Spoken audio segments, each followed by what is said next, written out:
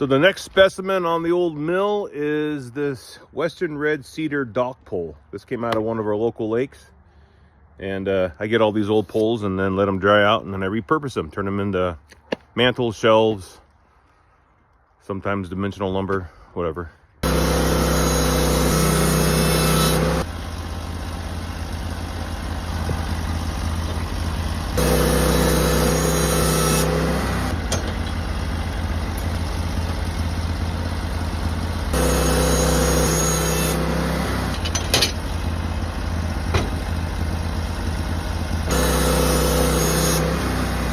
Good looking cedar.